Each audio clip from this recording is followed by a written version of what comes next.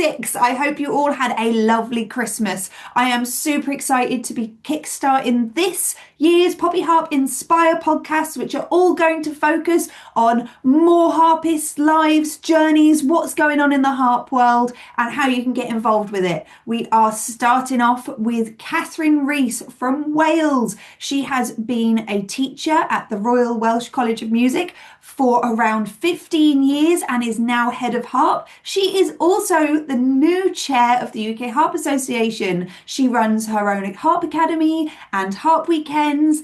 She is a very, very busy harpist. So I hope you find this podcast super interesting about all of the things happening at the Royal Welsh and all of the things Kathryn is running in the coming year. Thank you so much to Kathryn for making some time in her busy schedule to come and chat to us. Happy Poppy Harping, everybody. Hello! Welcome to the Poppy Harp Inspire podcast. It's so lovely to have you. Thank you so much. Delighted to be here. It's going to be so great to hear a bit more about Wales. I'm not sure I've interviewed anybody from Wales yet. You're the first. I had Beth and Conway. But we didn't really talk about Wales. We talked about being a mummy and working.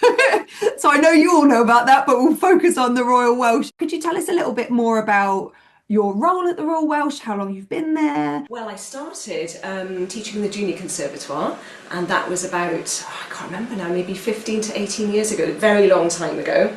And following that role, I was asked to come in and teach technique. So that was my start in kind of the graduate college. And I think I was teaching there for about 4 years before I was made head of department. So I've been there now for 4 years as head of department. This is my 4th year. So it's very exciting. That is really exciting. And you've said technique already, so I'm going to bring this up, digress already, but you've just released a whole new book for technique. Could you tell us a little bit more about your book and what's in it and where you can get it? Yes, I will do. Well, I was really inspired to write it by my students and the little problems that they had with various parts of playing the harp. For example, playing left-hand octaves well. And you know, if you don't close your hand properly, not using the right part of your fingers, you're not going to get that full sound. So I wanted to put little bits like that in the book. So it's really an amalgamation of all of those little technical glitches that my students have had over the years, as well as sort of the building blocks of scales and so on.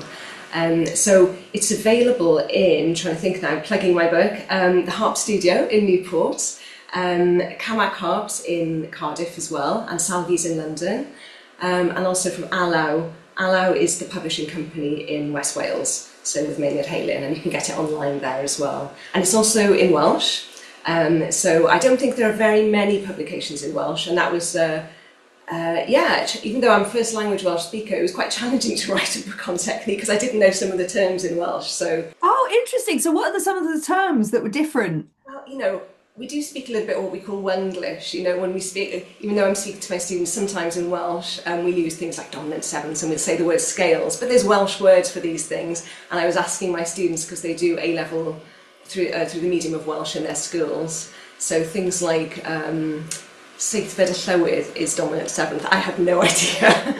So I had a bit of help with writing those terms down in the book. So I've learnt a lot by doing it. Did you bounce this book off the conservatoire students, or was it lots of different ages? Lots of different ages, and some of them were school level. I have my own Harp Academy, under 18s, and they were the students that came there. So a lot of them go through the Welsh medium education, so they were quite helpful to me. So yes, it was them mainly. But I have used the book in college, in my technique classes, and it's going down well so far, so that's good. So you have technique classes in college. What does daily life look like at Royal Welsh? Well, it varies greatly. There are certain classes in the week that are just in the calendar every single week, but other things change so much around that.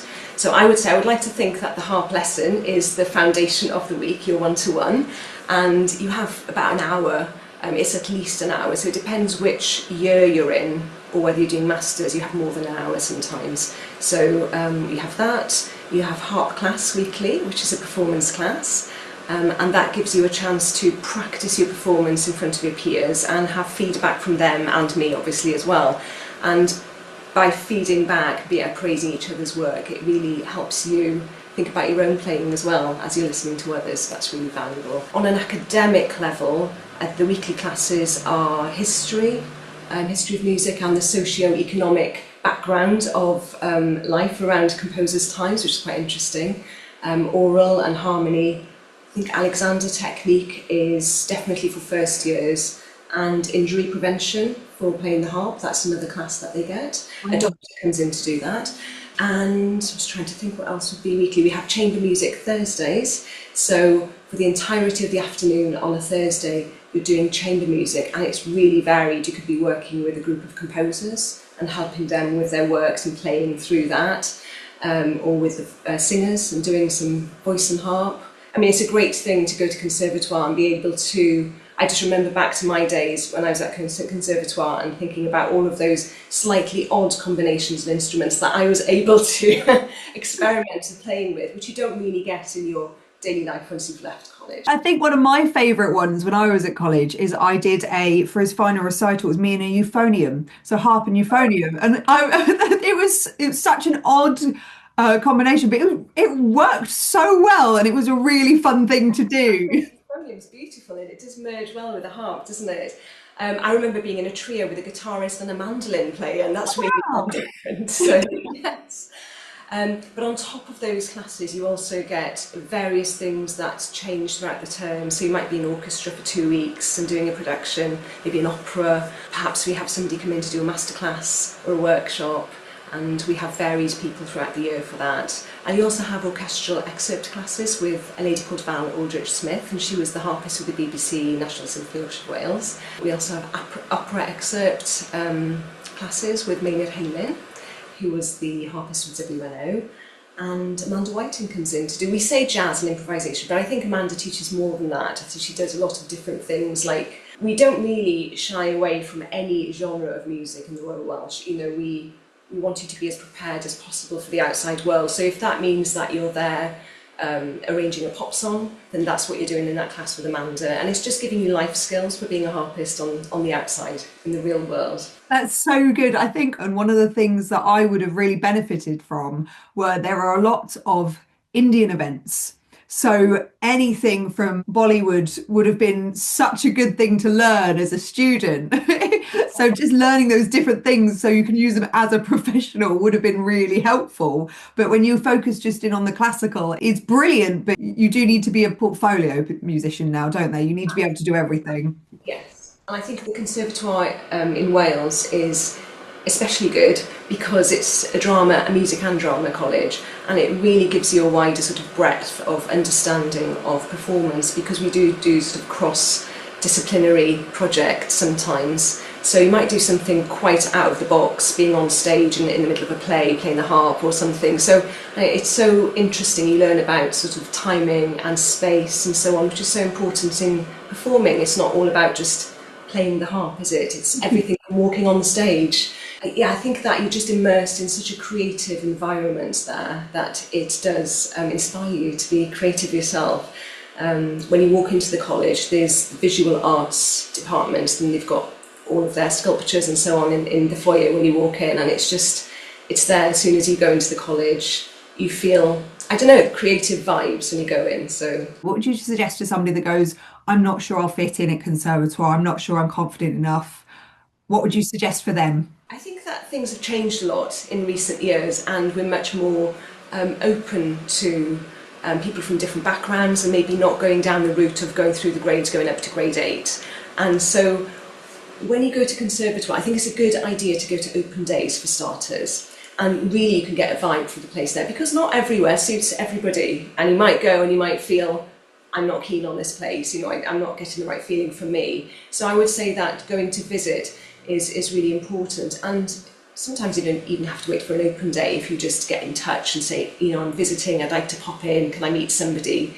And meeting some of the present students will also give you an idea of what kind of vibe there is in the department as well. So I think that's the main thing to do. Do you offer lessons as well? Because I thought a really nice way for me to try when I was going to meet people is going to have an actual lesson with somebody. Yes, we do consultation lessons. So very frequently, if somebody's come to an open day, very rarely they might get a lesson on the same day. We're usually so busy on that day we can't really fit it in. But if somebody's travelled quite far, then we'll try and fit that lesson in as well. But otherwise we can do consultation lessons sort of whenever they're coming next, or even online, but it's better in person really if you can do that. That's the first thing to do. When's your next open day then? Our next always in July, and I don't know the date yet. I don't think they've set the date, but if you keep an eye out, then you'd be very welcome to come along during that time, anybody who's interested. Lovely. And you've got a youth day in February as well, don't you? Yes. Every year we have an under 18s day, and we try and organise it so that it coincides with whatever international artists we have coming to do masterclasses with our students. So last year we had Alexander Voldachev, and this year we've got Joel von Lerber coming, so I'm really excited to have him with us. And so on the Saturday for the under 18s, we'll have various classes going on, but for those who are sort of grade 7 or 8 and want to do a masterclass with him, then you can sign up for that. It's on the college website. And if you don't get into his class, or maybe you're not quite at that level, I'm doing some classes, not quite sure what I'm going to do yet, but probably some of it will be ensemble work. And then for sort of grade 1 to about grade 4, we'll be in a class with some of my students who have already done teaching skills and everything, and you'll be doing ensemble work with them. So it's quite a fun day. Yeah, so are the students teaching, are they conservatoire students? Yes, they are. So part of your course is having a module in teaching skills, which I love teaching.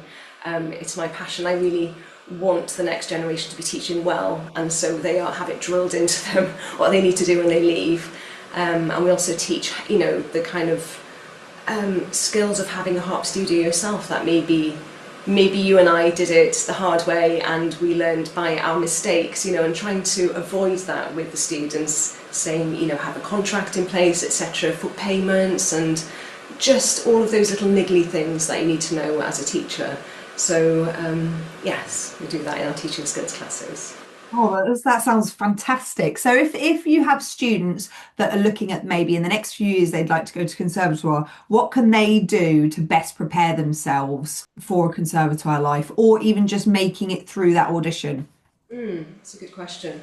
Well, if you're a few years away, you've got ample time to really try and engage in performing with other people, or going along to as many harp events as you can. So even if you're going to maybe something like a weekend, like a Kamak weekend or something, and you go and look at the masterclasses that are taking place, if you can join an ensemble in your area. I know not all areas have an ensemble, but that's really valuable. Or maybe an orchestral ensemble. That's me. Most counties, I think, in Wales definitely, I would think in England as well, have their own orchestra, schools orchestra. So that's invaluable really, so you have that experience. And then trying to get your skills up to about grade 8 level, knowing your scales and arpeggios from the old syllabus, all of them really, really well. That's the best preparation you can do. We're not looking for the perfect player when you come for an audition, otherwise you wouldn't be auditioning to come and learn. Just sort of being able to see your potential as a musician is what we're looking for. If your technique's not there, it doesn't matter.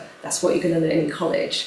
So I think have a go at doing all of that, and you're prepared then for doing the audition. And for the audition itself then, we try and make it as relaxed as possible, if it's possible to be relaxed in an audition, but we really try. You're not in a huge concert hall doing your audition, you're in the harp room, and it's a very small panel, and we try and just have a nice friendly chat with you. Start with your scales and go into your pieces. And in terms of pieces, always have 2 contrasting pieces, because we like to hear the different facets of your playing, and try and relax so that we can hear you playing. And if you make some mistakes, it is not the end of the world. We're not there judging you. We genuinely want to hear who you are. So this is what we're doing on the audition day. And we try and have our students then sort of meeting you on the day and taking you to the practice room and so on, so that you have some friendly faces around you to help you. So everything is done to try and make it as relaxed as possible, and you can either bring your own instrument or borrow a college instrument to do that audition on. So there's nothing to worry about. You know, we're really very friendly. That's really lovely. So what was your harp journey? Where did the harp start for you? Just can you give us a whistle-stop tour of your harp life? Well, I didn't start till I was 12. I was quite late starting the harp, and I played violin very badly, and I played the piano very well. I was really a pianist for a lot of my life, and kind of fell into playing the harp. I was living in an area of Wales at the time where there were no harpists at all. So because I could play the piano really well, I could sight read mostly anything on the harp. My technique was another story, but I could read anything. And so I started being booked for events from that age when I first started. I would just be playing the themes to the Welsh folk songs, like Watching the Wheat. You know, I couldn't do the variations, but I could do the themes. And I thought, oh my goodness, you know, people are paying me already to do events. And so I really got into it in that way. But the piano was still, I suppose, my first instrument at that time until I got to college. And the harp took over, and that became my first instrument. So that was the beginning of my journey. I went to the States then to do my master's in Rochester, New York, and that's where I had a awakening in terms of the way that I played and listening for tone and all of those really important things, having a rounded sound in me playing. And I was kind of transformed during my time there, to be honest. And I did various things. I stayed out in the States and I played a lot with orchestras out there, lots of ballet orchestras, which I love playing, and chamber music recitals and so on. And then I went to the Middle East to play for 3 years, played various events out there over the years. And then when I came back, I decided I wanted to do medicine. So I left music and I started a medical degree. And at the same time, I had my family as well. So I was then asked to come and teach at Welsh College, and so I left that. I left the medical side back into music. So I've had a really varied journey, and I would say leaving music for a few years has given me a different view of me, a sort of refreshed look at the harp, and it was really important for me to do that. So. Wow, well that's I wasn't expecting all of that. What's been so lovely with these chats is I know quite a lot of harpists now, but not knowing actually everybody's stories, and everybody's got such an interesting story. That's amazing. Would you suggest traveling as a musician? Did you really enjoy going to the US and the Middle East? I think it suits some people. I'm quite sort of intrepid, and I'm quite curious to see the world, and I've been in Wales all of my life, and I just really wanted to travel. So I kind of did it quite big in you know, sort of, I don't know, I was travelling probably for about 8 years. So I really enjoyed that. I don't think it's for everyone, and it can be sometimes a little bit lonely, especially if you're travelling and doing contracts in different countries and maybe not settling anywhere. But I enjoyed it for that time that I was doing it, and then I was glad to come back then. So yes, it was a very enriching experience. So if you're the type that likes to travel, I would definitely recommend it. Yes. That's amazing. So putting a little toe in traveling, if you're anywhere around the world and watching this, you're also doing a under 18s week in July, aren't you, as a residential? Yes, I've got a residential course. It's the first one I'm doing, and it's I'm quite excited about it. It's myself and Alex Ryder is co-teaching with me, and Amanda Whiting is coming in for a day as well to teach some jazz and improv classes there. And it's in a beautiful location on the south coast of Wales in St Donat's Castle, and it's called Atlantic College, and so during the year it's a boarding school for I think 6th formers. It's international. And so we'll be taking over the music department, and there's a sort of a glass building, sort of concert hall that we also have the duration of the time, and the tithe barn. And so we'll just be having really intense but happy, sort of adventurous few days, I think, together. I've booked some swimming in the evening, and so some fun things to do for the evenings. And we've got a little sort of boarding house just for us then, a few minutes walk from the music block. So I'm really looking forward to doing that. It's on the 22nd to the 26th of July. So that's up online, and yes, you can book that if you want. And do you have to be any sort of standard? What abilities is it for, and what age is it for specifically? For under 18s, and I would say that you'd probably sort of need to be about grade 4 level upwards to really benefit from everything. We'll be doing orchestral classes and how to perform. Alex obviously will be doing one of his wonderful classes on the history of composers. So, you know, it's meant to be something that immerses you in a kind of little snapshot of maybe what conservatoire is like, and so prepares you for that. So if you are thinking of going to conservatoire, it would be a good course for you to go on. And you've got that contrast with tuition as well is beautiful, because you've got Amanda with all the sort of more, I don't want to use the word contemporary, but and then you've got Alex with some of the stuff Alex is interested in.